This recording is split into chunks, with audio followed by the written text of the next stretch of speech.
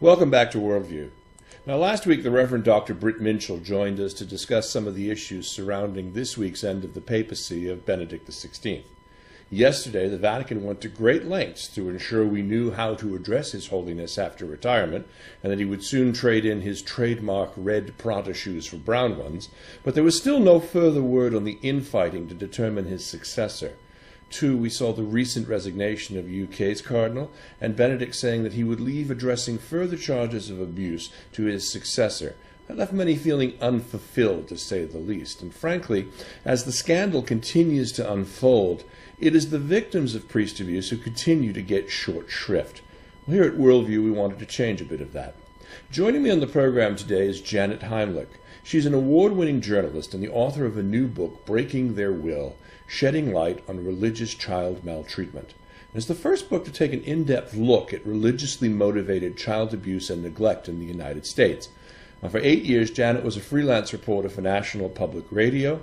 Her work won 9 journalism awards, including the Regional Katie, the Houston Press Club's Radio Journalist of the Year, and the Texas Bar Association's Gavel Award. Ms. Heimlich has written many nonfiction articles for such publications as Texas Monthly, the Texas Observer, and the Austin American Statesman. She has a BA in Communications from Stanford University. Janet Heimlich, welcome to Worldview. Thank you so much for having me, Dennis. Janet, I had a chance to briefly read some of your book last night, and there's one term in particular that jumped out at me: religious child maltreatment. And you contend that this is something that goes beyond the sexual abuse cases we read so much about. Please tell us and our audience what the various manifestations of religious child maltreatment are and how we as lay people might recognize these symptoms.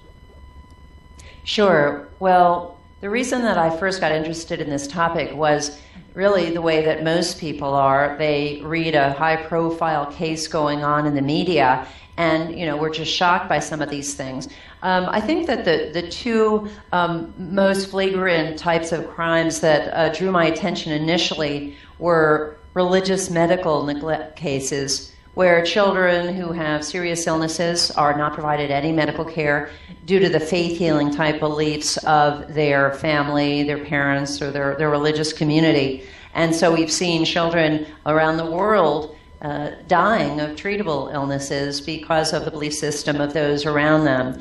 The other really kind of explosive types of cases include the sexual abuse that you mentioned in your introduction, where you have widespread child sexual abuse that is not just happening in some of these authoritarian type religious environments, but no one's doing much about it. And certainly it's very highly frowned upon to call the police. But beyond that, some of the cases we don't hear so much about would include the emotional issues. Fear-based religious doctrines are very difficult on children. It's not easy on a child to be raised by a parent that's very fearful, and it can also lead to a lot of psychological harm for the children, and there are other issues as well. It also has something to do with this whole issue of control. And, as I mentioned in my email, I was a victim of some of this abuse as well at a non-Catholic church. And I can see how pervasive this maltreatment was during my own youth. But I know your research was largely focused on the U.S. What happens when, for example, you have state religions? I mean, essentially, throughout much of the Muslim world, I mean, even in Ireland and Italy, where the Catholic Church crosses over from theology to theocracy, and families want their children to grow up to be priests. It's hard to tell where the theology ends and governing actually begins in these cases. What happens there?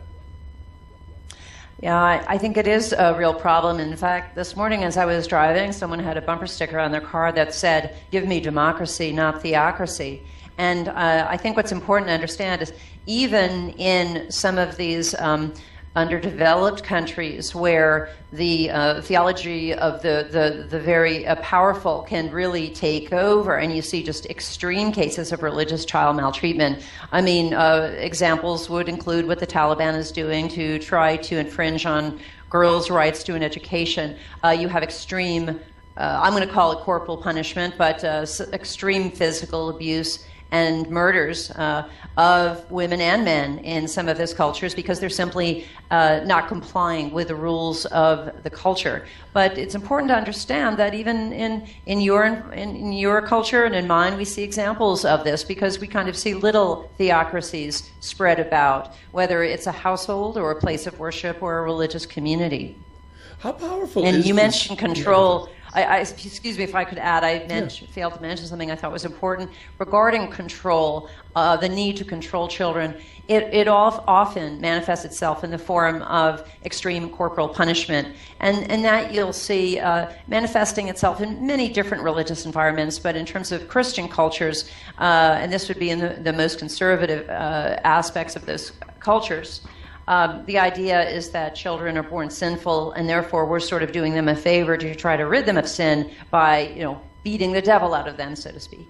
Yeah, but I've seen even in one of the issues that came up during the last election cycle in the United States was the Mormonism of Mitt Romney being a member of the Church of Latter-day Saints, and some of the rather extreme positions that church has taken and regarding child labor and things of that sort. It just seems as though when you have an organization like a church that has such strong emotional control, which then moves into an area of abuse, where's the line for people, and how does one see how this actually manifests?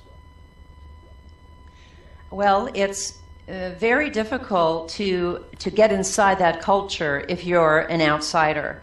And we see that happen not only in the Church of Jesus Christ of Latter-day Saints, due to the fact that church is so powerful, not just in the state of Utah where it's headquartered, but outside of that area. So, for example, you'll have lots of legislation that really favors that church. I'll give you another example that's kind of similar. The Christian Science Church has had, at one time, had a lot of power in this country, and they actually were able to get just about every state to pass legislation. It's a very pro-faith healing church. Passed legislation that essentially allowed many parents to escape prosecution if their children died from religious medical neglect. Now, back to the LDS Church, you have these offshoots, these sects of groups, fundamentalist Mormons that are polygamous. Not all of them will practice underage marriage, but a number of them do. And with those kinds of situations, they don't have a whole lot of power outside of themselves, but they are so isolated and so orchestrated to keep outsiders out that there's still a difficulty in penetration there. So you see how it sort of works both against children if there's religious child abuse going on, both in the very small isolated sects as well as the very large powerful ones. Yeah, and it's rather ironic. Our guest last week, Dr. Minchell, wrote his thesis at Boston University Divinity School on the issue of the church as the center of the community, the center of the city, how European churches were built virtually as fortresses in the middle of town, that nothing could get past them. And yet you still see, whether it's in Christianity or in any other religion, the temple, the mosque, the building itself being impenetrable by those from the outside. And it makes it very difficult for one, I would think, to get into issues such as this level of abuse. I can remember, as a young child, that the priest was God's representative here on earth, so you had to listen and do everything that they said at that particular point in time. How much of that came through in your study and in your work? A great deal. In terms of building fortresses, when that happens as a way to protect those on the inside from persecution, of course that's of great value. But unfortunately, it's also used to prevent outsiders from finding out about naughty secrets going on inside. So we see that in the ultra-Orthodox Jewish communities, Jehovah's Witnesses, just really across the board. you were just talking about these doctrines that where congregants are led to believe that their religious leaders have some sort of godly property to their being. That's incredibly damaging in cases of child sexual abuse because, regardless of the religion, if those kinds of beliefs are held and religious leaders are not questioned and certainly not held accountable, if they do something wrong, whether it's, stealing from the place of worship or doing other things, people are not going to, A, believe a child if he or she complains of having been abused, perhaps might even punish the child for raising such a thing, let alone going to the police. And you have religious leaders across the board, including the I was going to say the current Pope, I guess I should say almost the former Pope at this time. Yeah, another 24 hours to go. As well as leaders in the Jewish community. Yeah. Right. As well as leaders in the, some rabbinical councils that very much frown upon reporting sexual abuse or other forms of abuse to the outside. It's stunning to me, the level of hypocrisy. I mean, if you look even within the Christian evangelical community in your country, you see a very strong anti-gay doctrine, yet many of them are later found to be acting upon and behaving on repressed gay feelings of their own, and it just seems so stunning that there's such a vocal outcry, yet nothing seems to penetrate. I mean, this is a fascinating subject, Janet, and one I'm sure we're going to come back to. Tell us a little bit about your book tour coming up. Well, I'm very excited, leaving just in a few days to head to England, where I'll be speaking in London and outlying areas about the subject of religious child maltreatment. If you go to my website, which is religiouschildmaltreatment.com, you can see my event calendar, and I'll be speaking at about 11 different venues there. Oh, wonderful. Well, I'm sorry, 12 minutes is just not enough for us to really dive into this. When we launch our book view program and we have a full hour to talk to an author, we're going to have to come back and chat with you some more. I want to thank you for joining us here on Worldview.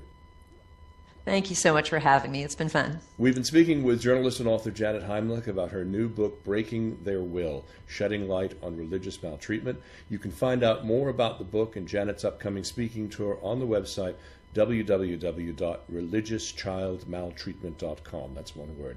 And we'll be back with a look at a man who's being threatened with a $25 million lawsuit for his very public campaign to dump Trump.